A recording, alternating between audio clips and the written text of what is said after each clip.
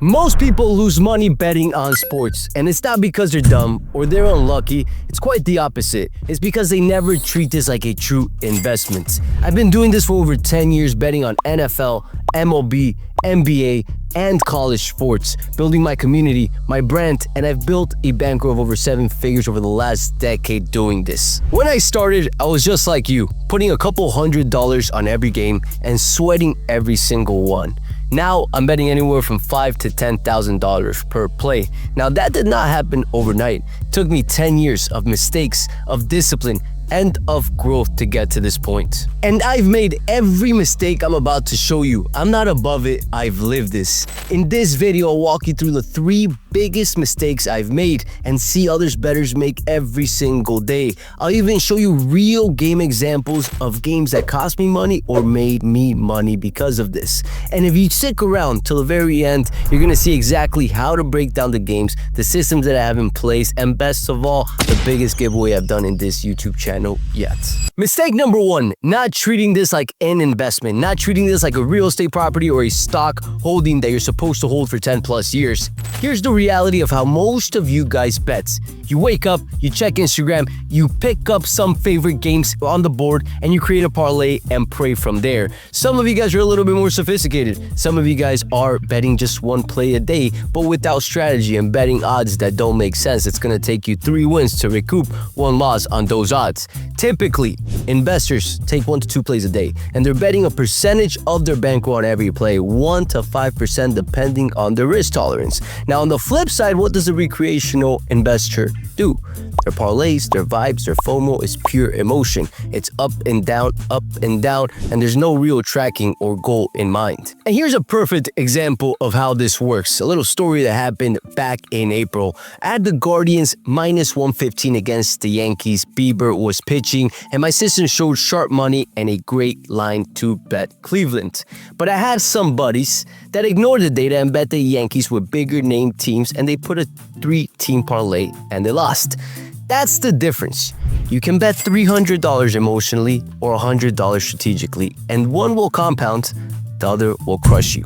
Which one are you planning on doing? Treating this like an investment is everything. Having a bankroll, capital to invest in this is key. Set aside to do this. Playing 1 to 2% of your bankroll per game is another critical angle that investors do. And lastly, you don't need 10-0 weeks, 12-0 weeks. What you need is 60 to 65% win rate over 1,000 plays, and that's what investors think about. Let me put it into perspective with a quote that I love. If you treated your Robinhood account the way you treated your DraftKings account, you'd be in debt. Betting is no different. Treat this like an investment. Mistake number 2. Comparing yourself to other sports bettors. Let's talk about social media for a second. It's a highlight reel of sports betting, especially for us sports bettors following BR betting and bigger accounts. Last week, I saw a post of a $50 6-leg parlay that paid $32,000. It looked amazing. It got me thinking about placing a parlay that day, just like you most likely. But guess what? The reality is the guy that's going to hit that once out of every 2,000 to 3,000 plays. And the reality of the matter too is he's going to continue chasing that high of hitting big parlays like that over and over until he runs through the $32,000 he profited.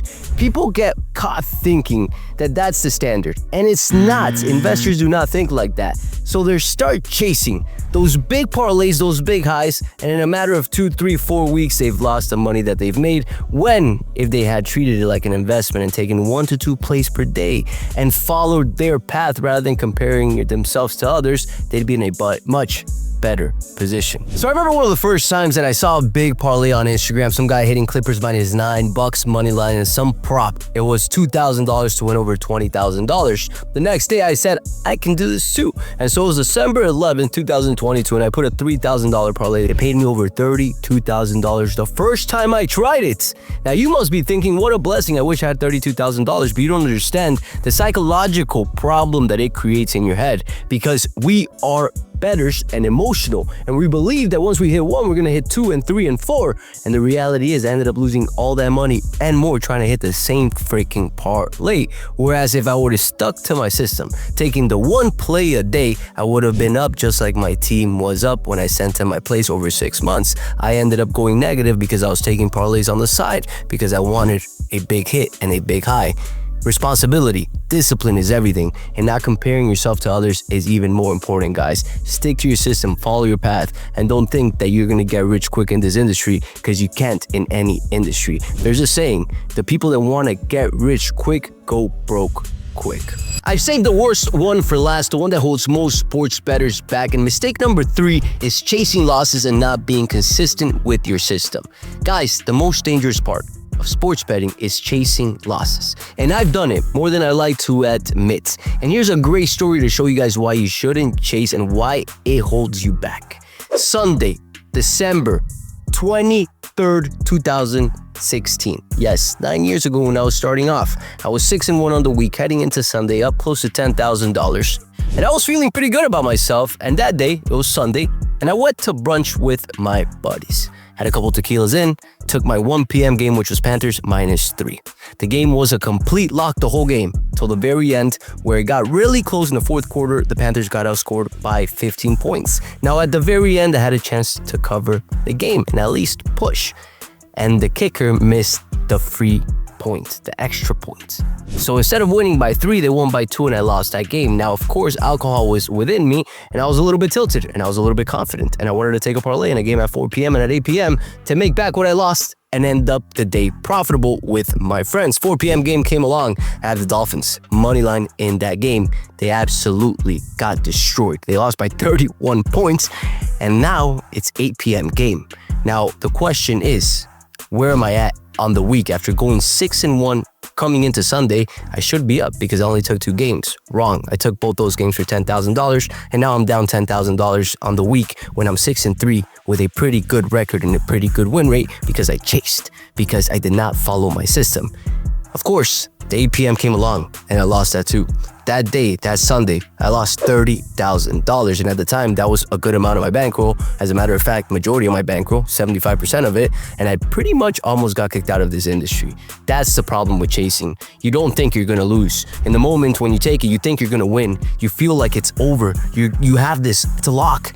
Next thing you know, the day ends. You're down bad, regretting every decision you made, and the next day and the next week and the next month is going to be affected by that dumbass decision that we made of chasing losses. Investors don't do that, guys. Do not make that mistake. You need a plan, you need a system, and you need to follow it even when you lose. The best bettors out there are hitting 60 to 68% year round. That means they're losing over 35% of their bets. It's not losing that matters. It's your response to losing. Are you going to chase or are you going to follow your system, be disciplined, and wait till the next day? Real pros don't chase. They stay the course.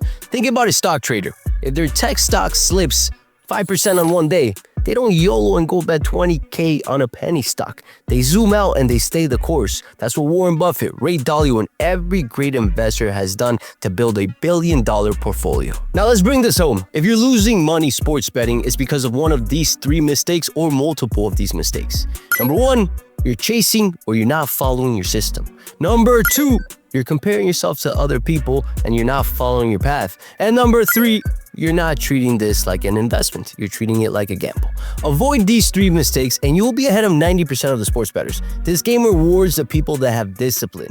The people that don't have discipline are the people that the sports books are preying on, and those do not profit long term. People that want to win in this industry have to treat it like an investment and avoid these 3 mistakes. If this helped, hit the subscribe button, like this video, and also for the giveaway, I'm doing a $200 giveaway in this video. The person that leaves a comment with the best question that they want me to cover in the next video will get the $200. And this is going to be based on how many likes that comment has, because that's going to show how many of you guys want that question answered. So that's the giveaway, guys. If you want the picks, I actually play every single day. I've left the link below for Winnable. That's where I share my VIP and my tickets every single day through a Hard Rock account, a real app that I used to bet. Not any funded account, not any private sportsbook. You're getting real $5,000 to $10,000 tickets that I bet every single day. The link is below. I've also left a promo code for the people that watch this video, guys. Enjoy, and I'll catch you guys in the next episode.